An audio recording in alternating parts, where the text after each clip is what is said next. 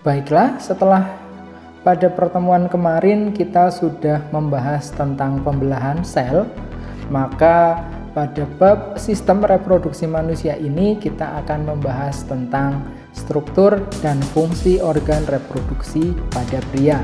Sebelumnya, tujuan pembelajaran kali ini adalah yang pertama mengetahui struktur, fungsi, dan proses yang terjadi pada organ reproduksi. Yang kedua, mengetahui cara menjaga kesehatan dan kebersihan organ reproduksi. Untuk materi kali ini kita bagi menjadi dua. Yang pertama adalah organ reproduksi pria itu sendiri, kemudian yang kedua adalah tentang spermatogenesis atau proses pembentukan sperma. Selanjutnya,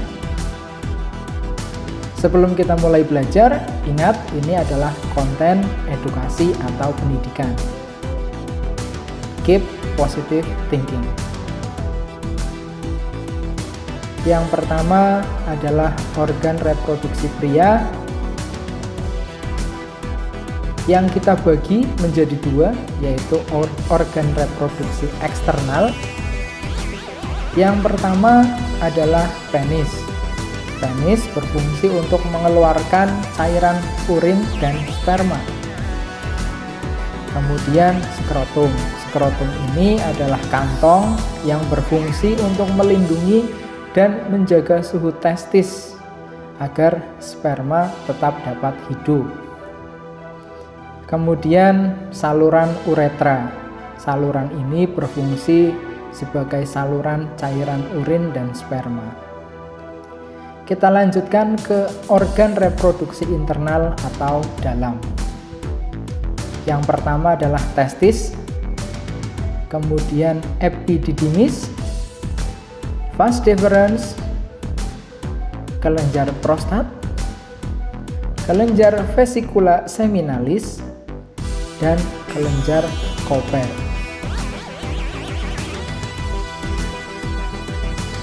Kita mulai dari testis. Testis merupakan tempat memproduksi sel sperma. Di dalam testis ada yang namanya tubulus seminiferus. Ini berfungsi untuk menyimpan spermatogonium atau sel induk sperma, kemudian sel Sertoli yaitu pemberi nutrisi pada sperma, dan sel Leydig, di mana sel Leydig ini menghasilkan hormon testosteron, di mana hormon testosteron ini adalah pemuncul ciri kelamin sekunder pada pria, misalnya kumis, jenggot, kemudian bulu pada kaki. Kemudian bagian yang kedua adalah epididymis. Epididymis berfungsi untuk tempat penyimpanan sementara sperma dan tempat pematangan sperma setelah dibentuk pada testis. Baiklah, selanjutnya vas deferens. Vas deferens adalah saluran yang menghubungkan dan menyalurkan sperma ke vesicula seminalis.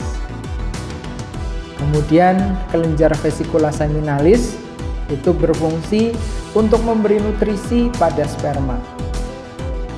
Kelenjar Cowper berfungsi untuk menghasilkan cairan kental, jernih, dan bersifat basah ke dalam uretra.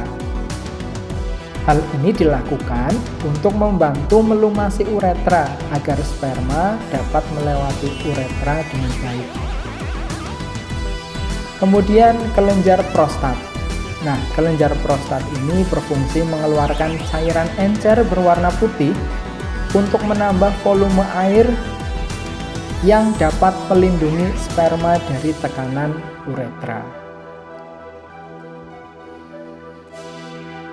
Kemudian kita lanjutkan ke yang kedua, yaitu proses pembentukan sperma atau bisa kita sebut spermatogenesis.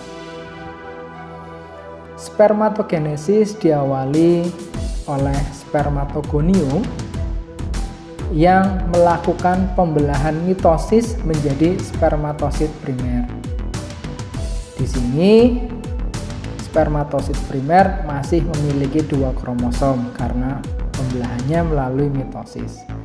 Kemudian dihasilkan 2 sel spermatosit sekunder. Karena pembelahan melalui meiosis 1, maka kromosom pada spermatosit sekunder hanya 1 atau bisa kita sebut haploid. Dari sini kemudian terbentuk spermatid yang dibentuk melalui pembelahan meiosis 2. Dari spermatid inilah kemudian terbentuk sperma atau spermatozoa.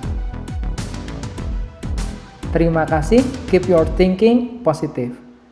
Wassalamualaikum warahmatullahi wabarakatuh.